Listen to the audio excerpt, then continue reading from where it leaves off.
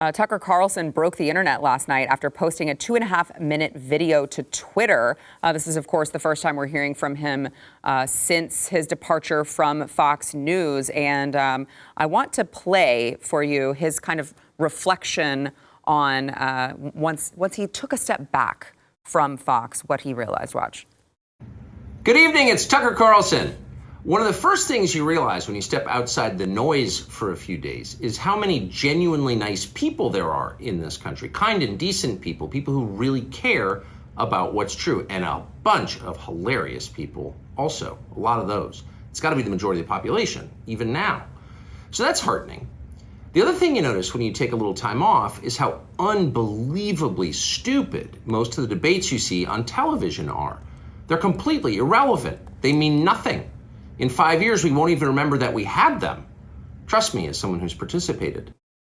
He went on to detail how the media has held people back from having meaningful discussions on topics that actually matter, like corporate power, demographic changes, and civil liberties. And you got to wonder who in particular he's talking about as he's making this statement. Watch. And yet at the same time, and this is the amazing thing, the undeniably big topics, the ones that will define our future, get virtually no discussion at all. War, civil liberties, emerging science, demographic change, corporate power, natural resources. When was the last time you heard a legitimate debate about any of those issues? It's been a long time. Debates like that are not permitted in American media. Both political parties and their donors have reached consensus on what benefits them, and they actively collude to shut down any conversation about it. He went on to say the United States looks like a one-party state. He said our current orthodoxies won't last. They're brain dead. Hardly anyone's life is improved by them. The people in charge know this. That's why they're hysterical and aggressive. They're afraid. They've given up persuasion. They're resorting to force, which he says will not work.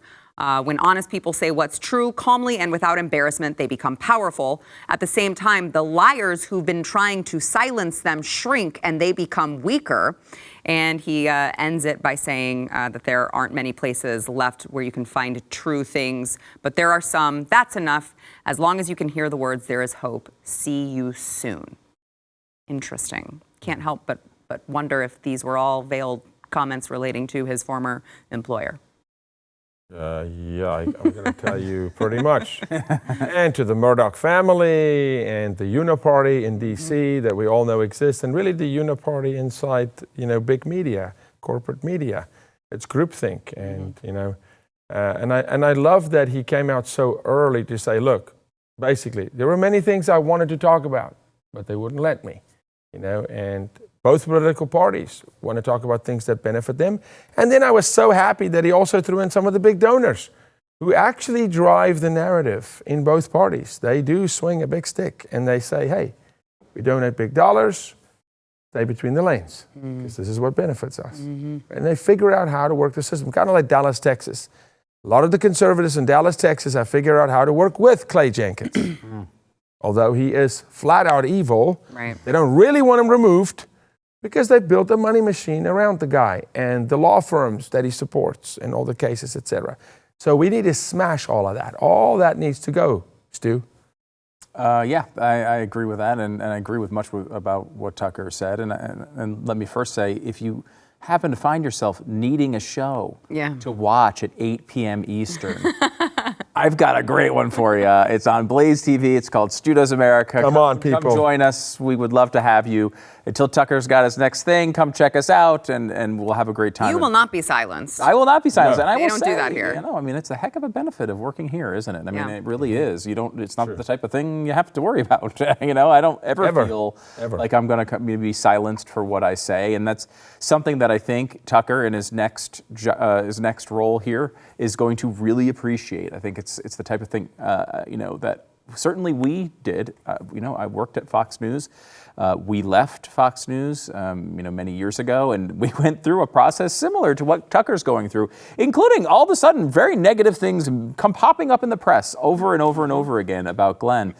This is, unfortunately, the way Fox has decided to do business. And, I think when you step back at the 50,000 foot level, we are a country that really needs Fox News to have some sort of mainstream balance to what's going on in the media. I don't know what this country would have been like if Fox News never existed. I don't know what the conservative movement would have turned into.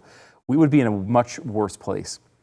On the other hand, there's all sorts of problems there, and I feel it's getting, they're getting weaker and weaker. They're taking their strong voices and they're throwing them to the side. They never want anyone to be any bigger than Fox News. They want people to stay in their little box and say the things that need to be said. And, look, Tucker's going to be fine. Tucker's going to make gobs of money after this. Yep. He's going to have every suitor possible chasing after him, and probably including us, to try to get him to their network. And that's understandable. He's a really important voice here. But you see the way they're acting. That, there's a report in the New York Times that came out, and it was like, well, he got fired because there's video of him saying really bad things and saying bad things about women. Well, what's the video? Can we see the video? What's the evidence of this? The Times won't tell you. They just want you to have this open-ended picture of something that he did that's really, really bad, and you should just understand that he's a bad guy. And again, this isn't coming from MSNBC. It's not coming from the Democratic Party. This is coming from inside of Fox News.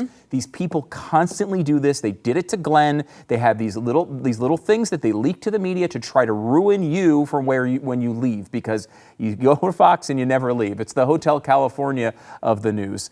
That's not right. Even though they've been an important role here, it's not right. They shouldn't treat people this way. Yeah.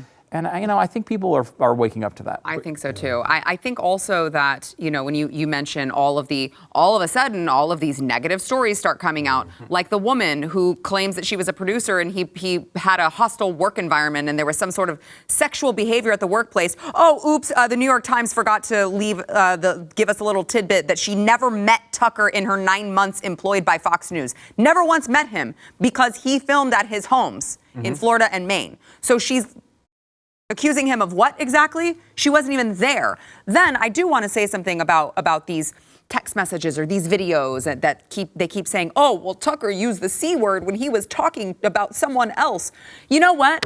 Go through my private text messages, and I'm sure that I've said just as bad or worse about other people when I'm having a private conversation with my friend or my mom or my husband. Like, there's no one alive that has not done something like that.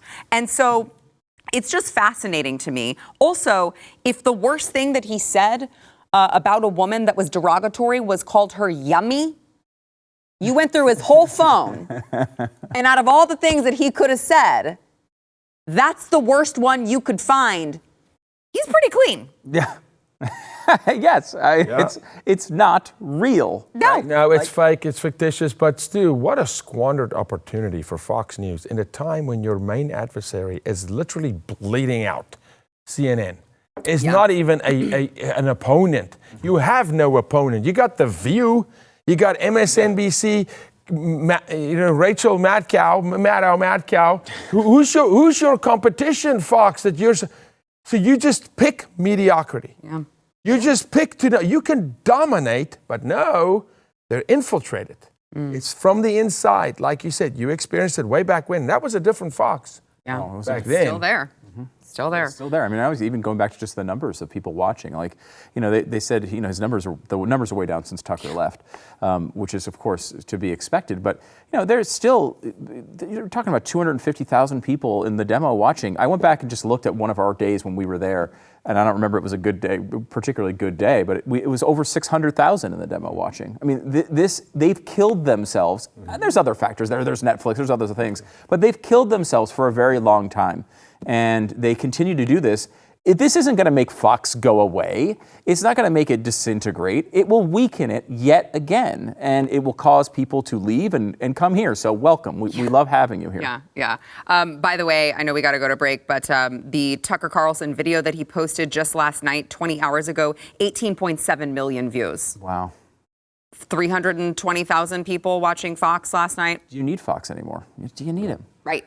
If you like that clip, there is plenty more where that came from. Click the link in the description below to subscribe to the News and Why It Matters YouTube channel to watch the full episode.